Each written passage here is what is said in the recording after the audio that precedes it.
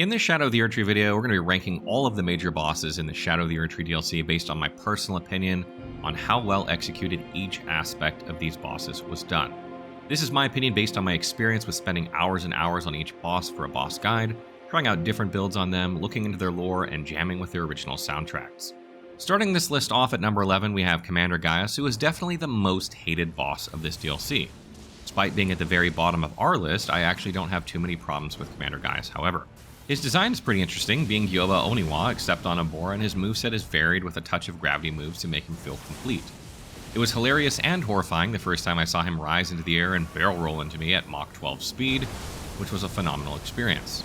Unfortunately though, other than that, there's not much else good to say about this boss. His difficulty would be fine if not for one move, you know the one, his charge attack, which has a strange after effect hitbox that's extremely hard to dodge.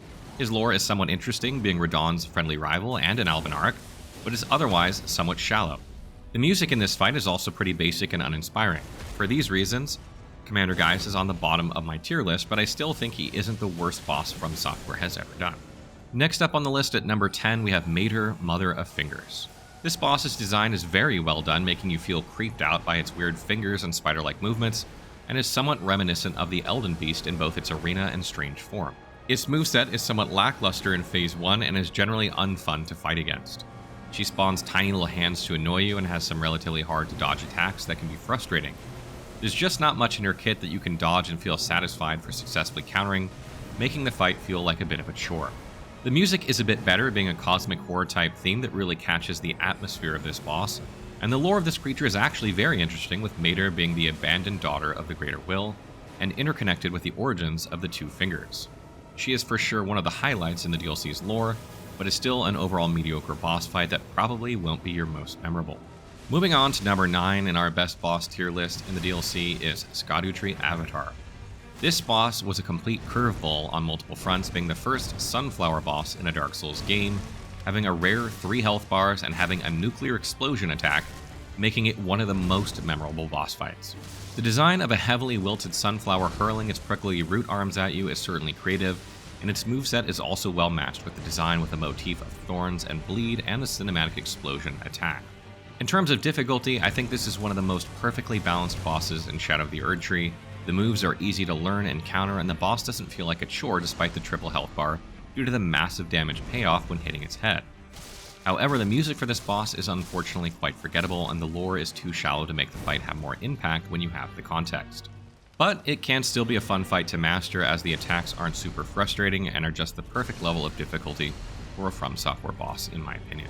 Next, we have Romina, Saint of the Bud, at number 8. Much like the Scorpioness Najka from Dark Souls 2, her design is that of a half-anthropod, half-humanoid creature, making for a very unique design compared to the humans and dragons we often see as bosses in From Software games. As a result, her moveset is also quite distinctive, utilizing the creepy centipede legs to roll around the arena and pierce you with needling plunge attacks.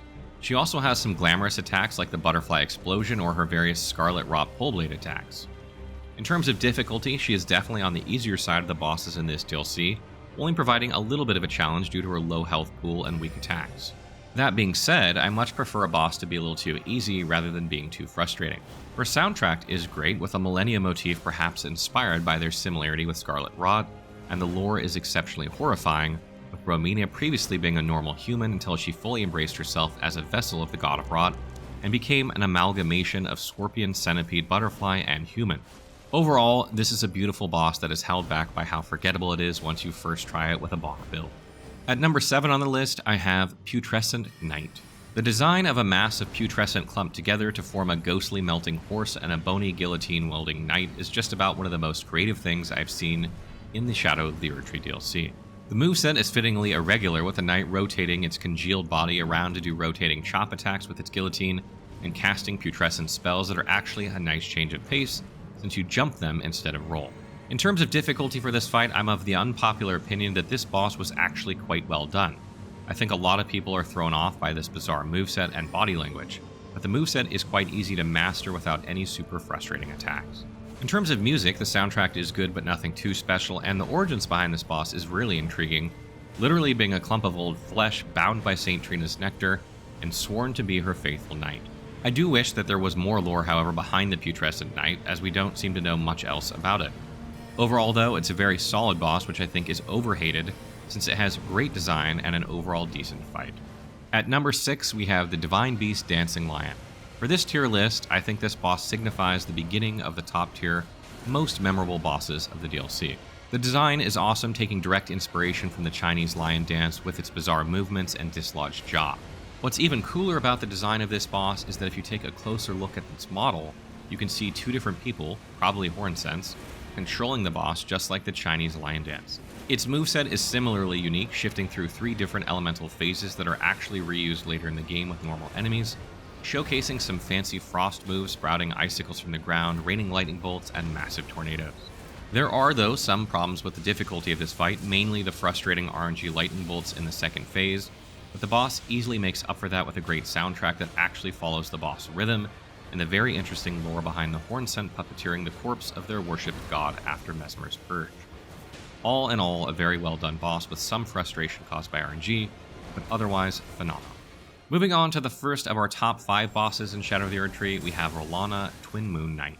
This boss's design is obviously a throwback to Pontiff Sulyvahn from Dark Souls 3 with the double elemental swords, but now in Elden Ring as R'hllana's sister. Even though it's a reused concept, the design is still badass, and the Carian Knight armor along with it just fits perfectly. The moveset is literally almost a dance, with R'hllana spinning around in 360s multiple times in her attack strings, and twirling throughout the fight, almost forcing you to dance with her. She doesn't have too many standout attacks in Phase 1, but the Phase 2 special moves like her Fire AoE explosion attack or the Moon Rising combo are pretty fucking awesome. I loved that moment when I first saw the moon and expected it to come towards me, just like R'hllana's, only for it to crash down into the floor and absolutely destroy my character. In terms of difficulty, some things are a bit cheesy, like the very tiny openings in between her attacks and the one-shot from the moon combo, but overall it's a fun fight to learn and master. The music is also great, taking R'hllana's theme as a motif for the soundtrack, which is one of those niche things you love to see from Software. Unfortunately, in terms of lore, there's not much to say, it's quite shallow. She serves Mesmer instead of her royal lineage because she crushes on him. But that's about it. All in all, a great boss fight that's fun to learn and satisfying to master. Next, at number 4, we have Promised Consort Radahn.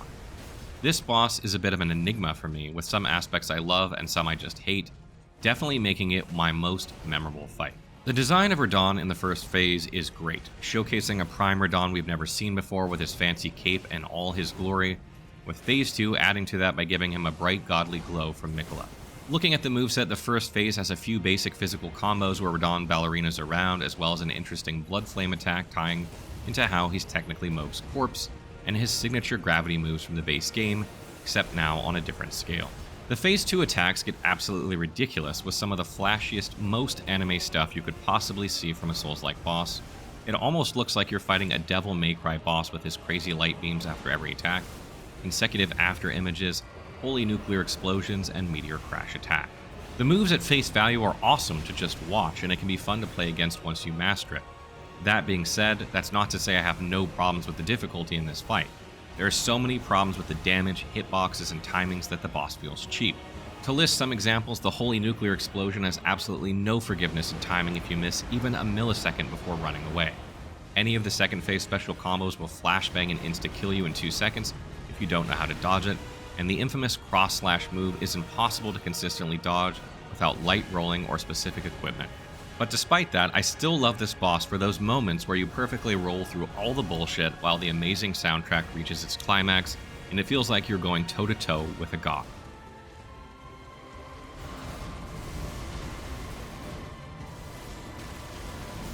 In terms of lore, I personally am on the fence about it, but from what I've seen, it's either you love it or you hate it, and you'll feel both ways for fighting this boss. In summary, this boss is amazing for spectacle, but is unnecessarily cheap, which unfortunately puts it at number 4 for me, despite being the final boss. Now on to our top 3, we have Midro, Lord of Frenzied Flame. This boss was so good that there's a whole horror section taking up a good 1/5 of the map, dedicated just for creating the perfect build-up to face him. And when you meet him, you get this bone-chilling cutscene of him removing the Hornsent Greatsword and decapitating himself in doing so, leading to him becoming the Lord of Frenzy. I think From Software noticed how cool their design was for a humanoid being with a yellow flaming ball of light for a head and decided, we have to make a boss for that, and it just works. Frenzy will always be an awesome concept, and also the best looking ending. In terms of the fight itself, his moveset is great, with his body language perfectly conveying this feeling of graceful chaos as he spreads his arms out and does ranged frenzy attacks, as well as simple, elegant slashes with his greatsword. The explosion in Phase 2 is a huge shock when you see it for the first time, but I do wish he had one more cinematic move to round the moveset off, since it's a little bit lacking in variety. In terms of difficulty, there's no cheap attacks or BS that I encountered, and if anything, he's a bit too easy for being the Lord of Frenzied Flame. The music is fantastic as well, with a dread-inducing track that puts you into the atmosphere of fighting an eldritch horror, and is absolutely one of the best tracks in the DLC.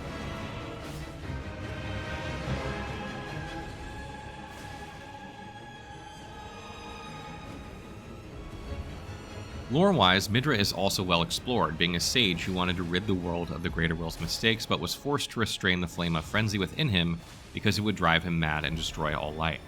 He was condemned to an eternity of sealing from the horn-sent greatsword and was tortured by the words of his lover, Endure. This boss is simple in concept from what they had in the base game, but so well executed, it goes into my top 3 best bosses of Shadow of the Erdtree. Next, we have our runner-up at second place, Bale the Dread. This boss isn't even a remembrance boss, but he basically counts as one with 2 options of spells and the fantastic execution of this beast of a dragon. This is one of the most unique dragon designs I've ever seen in a Souls game, and probably the best overall dragon boss From has ever done. His dragon head shape is so distinctive from the other dragons, with the curled horns making him look like a satanic demon boss, and his scars from the devastating fight between him and the Dragon Lord, Placidusax, are easily missed if you don't know the context, and make the fight feel completely different when you do. He tosses you around like it's no one's business while missing a leg, having his wings torn off, and still holding Placidusax's severed head biting down on his back. At the start of the fight, he has a pretty normal moveset utilizing his Lightning Claw, some headbutt moves, and Fire Breath attacks, but Phase 2 is where the boss fight goes from great to absolutely phenomenal. He stops moving, you wait in anticipation, and he suddenly explodes in fire, growing fiery wings to replace his broken ones out of pure hatred, and he flies around the arena, throwing fire boulders at you, while the soundtrack blasts this amazing final boss-like sounding music to make you feel completely doomed.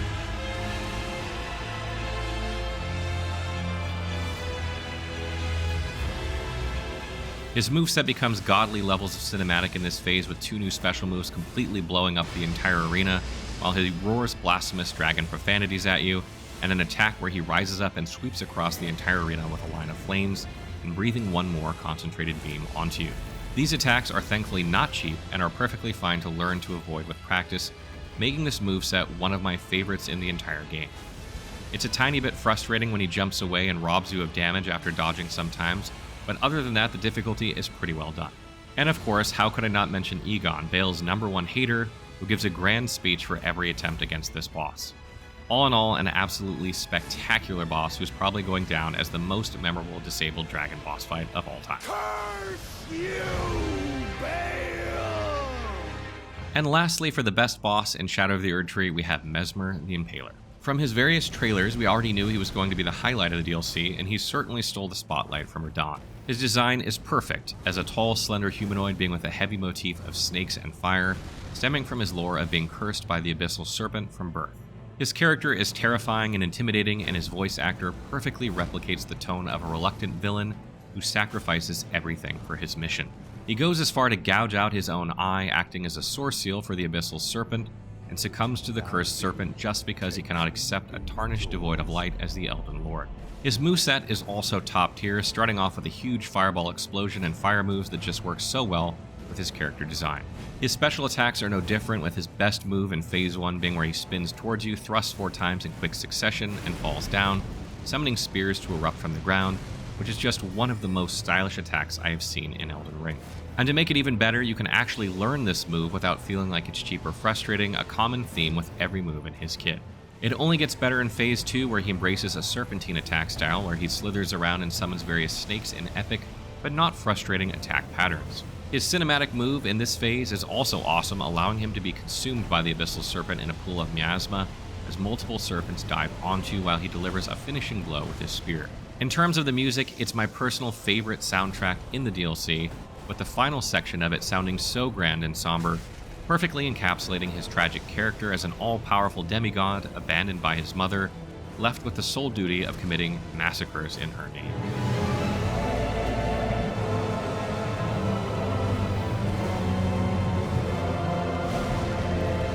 He is by far the most ruthless yet tragic and understandable character in the lore, which just adds to the impact you feel fighting him, especially when he finally curses his mother with his dying breath for his fate. All in all, a fantastic boss that is for sure one of the best bosses From Software has ever designed. And with that, we wrap up our tier list of bosses for Shadow of the Erdtree.